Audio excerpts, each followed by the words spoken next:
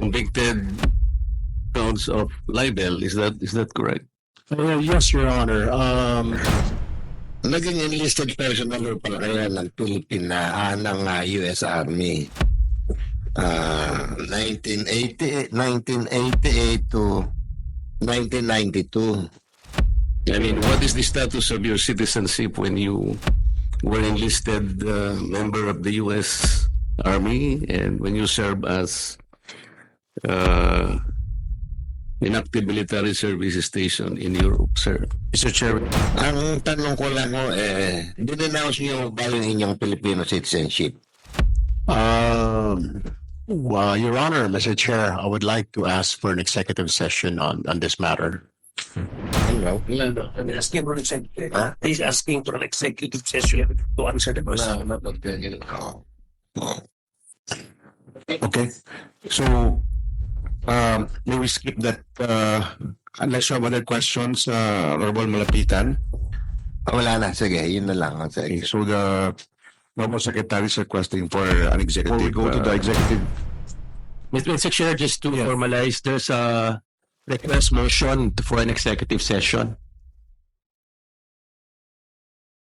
Is there any objection? Maybe we can let all the members of the commission ask questions first before proceeding to the executive session. Okay lang. We agree to that. Okay. So we first allow all members to finish asking their questions before we proceed to the executive session. Okay. Honorable Marcoleta, you're now recognized to ask questions.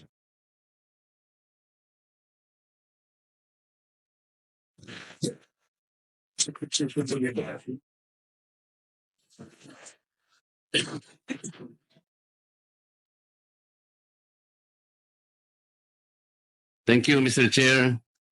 Mr. Secretary, a follow-up to the question of my colleague, Congressman Malapitan. It's about your being an enlisted personnel of the United States Army for several years, and you have been in active military service stationed in Europe from 1992 to 1996.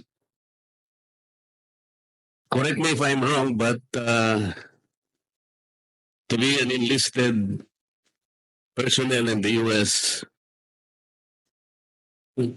Army, either you are a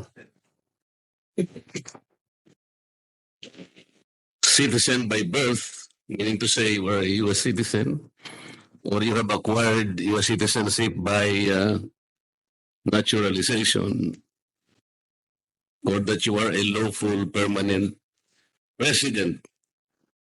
Under what circumstances did you, what is the status of your citizenship when you were enlisted member of the U.S.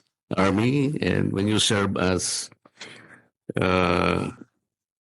inactive military service station in Europe, sir? Mr. Chair, with all due respect, Congressman Marcoleta, I think the good secretary has asked for the executive session with regard to your question. Okay, Maybe and there's another question. Jump to another question. My other question, Mr. Secretary, also appears in the report of the Commission. This is the PIR, the Profile Investigation Report, because it is indicated here that you were also convicted 4 times in the RTC in Pasay City. Is this still covered by the executive? So it was tended only on the citizenship. Okay.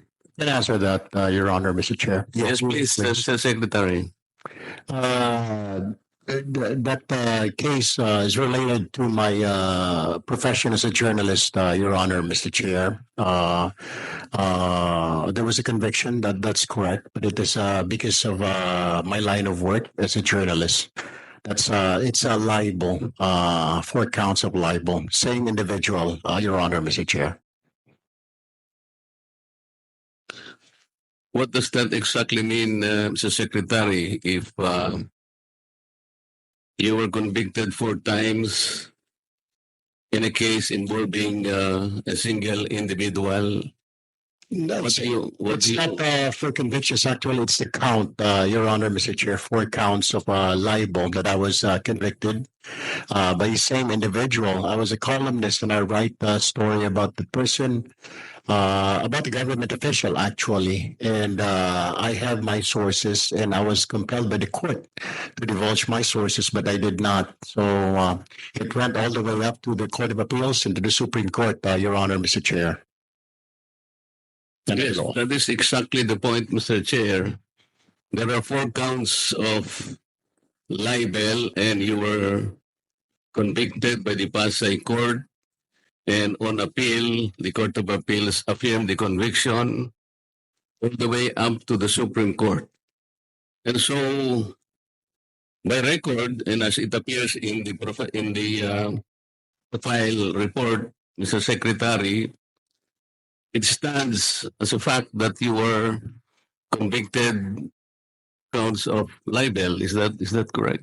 Yes, Your Honor. I admit that there was a case, but it was, like I said, in line with my work as a journalist, and it's one of the hazards of the trade, Your Honor, Mr. Chair. Well, of course, you were precisely convicted because of your work. You are a journalist, but that does not change the situation. You can be convicted either way in any other vocation, but the fact stands that there is a conviction. The problem we're trying to press out here, Mr. Chair, is whether or not his conviction will be an issue in the process of confirmation, because as the Supreme Court enunciated in several cases, Mr. Chair, libel is an offense that involves moral turpitude. And in some other cases disposed by the Supreme Court, there were certain people who were disqualified from holding positions because they have been convicted of crimes involving moral turpitude. This is the dilemma, Mr. Secretary. Of course, I am in support of your confirmation as Secretary of the SWD, and I believe you have just succeeded in proving to our people that you are qualified. But this is a problem that we need to trace out, Mr. Chair. How do we dispose this dilemma before us? Because it is in the report. I could not have asked you this question, Mr. Secretary, if it did not appear in the report submitted to us by the Commission on Appointments. Mr. Chair, thank you, Majority Leader. Mr. Chair, considering that there was a request and line of questioning will be tackled within the executive session, since we are a collegial body, we have to tackle this as a group. So may I suggest and reiterate, Mr. Chair, that we proceed for an executive session. So move, Mr. Chair. Okay, there's a motion duly seconded. Mr. Chair. Honorable Escudero. Thank you, Mr. Chair. I do take note of the comments of Congressman Marcoleta. However, I would like to state for the record as well that there are many pending bills, both in the House and in the Senate, to decriminalize libel. In fact, based by our own DOJ Secretary to the United Nations, that was in fact even suggested by the Canadian representative. And I myself am an author of a bill seeking to decriminalize libel.